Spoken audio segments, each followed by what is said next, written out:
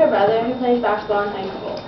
He is 6'9" and is a sophomore. He is already receiving D1 offers to play at the college level. As a family, we always have received questions like, what will happen after he's in college? What are his chances to play in the NBA? And what does it take to be in the NBA?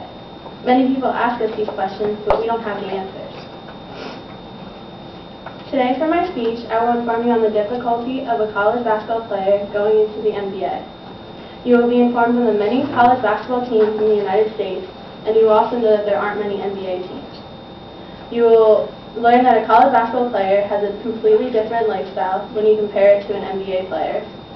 You will also learn that there is a different style of play in the college league than there is in the NBA. Lastly, I will inform you on the difficulty of entering the NBA draft.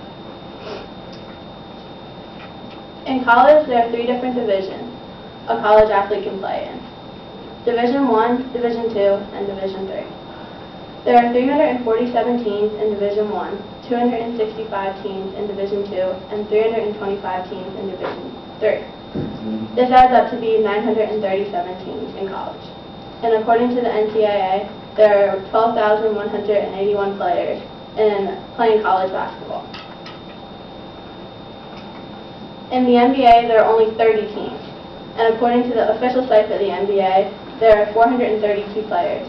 Of these 432 players, only 83 of them come from overseas. A college basketball player has a completely different lifestyle when compared to an NBA player. College basketball players have to deal with school, jobs, and basketball, while NBA players are just having to deal with their jobs. College players have to manage their schedules to adjust to test traveling with schoolwork and going to games. NBA players need to make sure their whole life is about playing basketball. Every hour of every day somehow relates to basketball. NBA players become more of a celebrity and have to deal with being in the spotlight constantly, where college basketball players are only in the spotlight if their team happens to have a game on ESPN. In the NBA, it's a different style of play than in college. There are taller, stronger, quicker, and bigger players than in college. NBA players have to train much, much harder and longer and have to have more time in the gyms than a college player does. College players have to deal with the transition between going from college into NBA, which is why it's so difficult.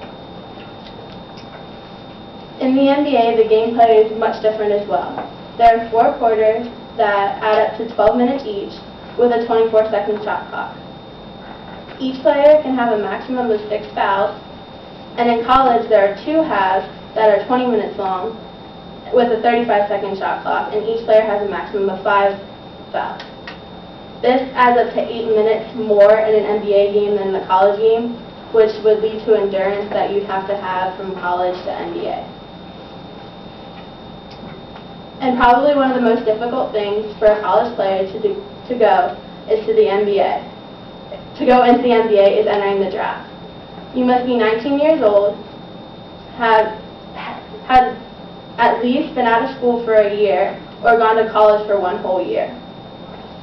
The college player then needs to send a letter expressing his interest to enter the NBA draft, and before sending this letter, you want to consult with an agent.